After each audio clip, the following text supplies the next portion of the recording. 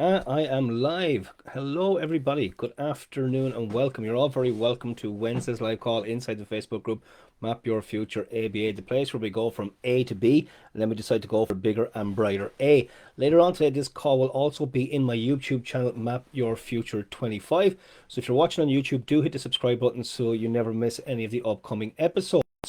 So today's talk is all about taking the leap. How to take bold action in spite of fear. Fear, it affects us all. Some of us more worse than others. But it holds us back from bold moves. It keeps us stuck in hesitation and it stops us from creating the changes that we truly want in our lives. But what if you could break free from it? What if you could act despite fear, not because of it? You see, it's great to know about all the different tools and the strategies for success. Um, but the truth is, without action, nothing's going to change. Okay? The key to creating momentum lies in overcoming the fear that often stops us dead in our tracks. There's a neuroscience around fear and safety. To start, let's understand why fear is so powerful in the first place. Our brains are wired for safety, not to make us happy, to keep us safe. And from an evolutionary point of view, this made complete and utter sense. Saying safe, or saying safe even, staying safe even, you gotta love live when you tie your own tongue. Staying safe was essential for survival. So our brain has evolved to prioritize avoiding danger rather than going for success. Okay? So when we face an unfamiliar situation, say speaking in front of a crowd, starting a new project, or making a big life change, our brain registers this as a potential threat.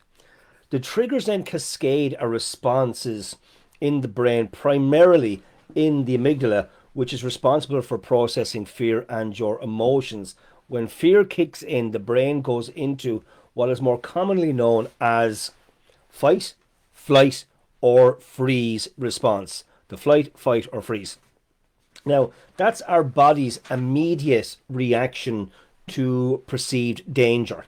And I emphasize the word perceived. This response can cause hesitation, avoidance, and it even causes paralysis. It stops you dead in your tracks, okay? So, right now, there's somebody with less talent than you, less ability than you, is taking action on their dreams. Why? Because courage isn't the absence of fear. Courage is taking action in spite of fear. Your brain isn't working against you, it's working for your survival. The amygdala, or your fear center, detects threats five, get that, 5 times faster than your rational mind can respond to it. That's why you freeze when you're faced with a big goal.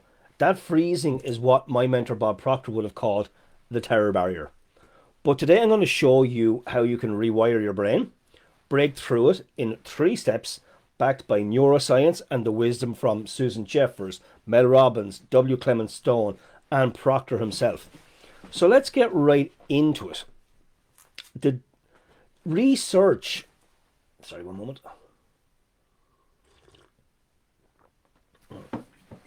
Research shows that the physical sensations going on in the body of fear and excitement are almost identical. They put people under all these scans and you can see the brain waves moving. It's practically identical. The difference, the difference is the story that you're telling yourself. When you say I'm terrified, your brain freezes. Say instead I'm excited and your prefrontal cortex takes over, opening the door to action, opening the door to rational thinking. You see, here's how we can break this down with the name it, frame it, act formula. So you name it, you call it out. This is my fear response kicking in here. Dr. Matthew Lieberman's neuroscience studies prove that labeling fear cuts amygdala activity by 50%. It cuts it in half. Simply verbalizing your emotions tames your fear center. It calms it right down, meaning that you can think a whole lot more clearly rather than simply reacting to it. So next you reframe it. So once you've called out the fear, this is my fear, and then you add, and I'm going to grow through it. So what you're doing here is you're shifting your perception. You are reframing the experience as positive. As when you do face your fears, you grow. Fear and growth go hand in hand together. And what you're going to find is so much of it is going to depend on your own perception, how you choose to look at it, the stories that you are telling yourself in your own head.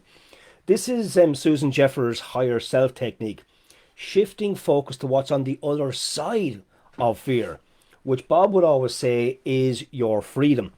Bob would share what's going on inside of you when this kicks off from a thought, an emotional, and a physical point of view. You see, when you understand that it's worry and doubt on a mental level, fear on an emotional level, and anxiety on a physical level, you can take action in spite of it because you understand what's going on. It's the understanding that's the key here. It's the understanding that helps you bust right through that terror barrier, right through the fear. And you can use Mel Robbins' 5-second rule. That's 5, 4, 3, 2, 1, go. It's like a blasting off technique to help you kick into action. You see, counting backwards interrupts hesitation. The brain will always try to bring in different stories to you to stop you moving into action. So by counting backwards, you interrupt the hesitation, forcing action before your brain sabotages you. This mirrors W. Clement Stone's do it now, do it now, do it now mantra, because repetition trains your brain to act. So that's kind of step one there. Name it, reframe it, and act on it. So step two is where we adopt a 2-minute starter to kick us into action. You see, our brain resists big tasks. So the trick is to trick it with a tiny action, a small action. So identify something that you're afraid of or that's bothering you, a terror barrier task. Could be something like writing a big report or spring cleaning your house, for example. And break it into a 2-minute starter. So just open up your laptop or take out a pen and paper and write one sentence. Or pick a corner or one shelf to tidy up in your home. Neuroscience shows us that tiny actions build neural pathways that make it easier to follow through. By just starting, you've given yourself a major chance of getting it done and to finish it. So just say to yourself, I'll give this 2 minutes and get going. And if you must set a timer for yourself, we got to be able to learn these little tricks and techniques to fool our brains, okay? And what you'll find is when you get going, you can get a great deal done. You see, it's the start is that what stops most people. And then lastly is step 3, creating your evidence journal. You want to create proof that you're moving in the right direction. This is how you rewire your mind as well. So every night for 7 days, write down one fear that you faced, how you handled it, and the one small win that occurred from it. This creates what neuroscientists call fear extinction memory, how you have overcome your fears, so you can use it again and again. What it does is it creates proof that you can handle a bit of discomfort. Because here's the thing, if you are serious about making any growth in your life, you're going to need to become okay with being uncomfortable. Okay? This is how you can build unshakable confidence. This is how you are creating evidence that you can, in fact, deal with things. You see, your brain is wired to resist change. Your brain doesn't want you to be happy. It wants you to be comfortable. It wants you to be safe. It wants you to survive. But now you're armed with 3 tools to reprogram it, to rewire it. So tonight, try the evidence journal. Tomorrow, use the 5-second reframe on one fear. And use the 2-minute kick yourself into starter. Remember, courage isn't the absence of fear. It's action in spite of it. And remember what Susan Jeffers, Mel Robbins, Clem Stone and Bob Proctor taught us. The only way to reduce fear is to go through it. Not someday, but right now.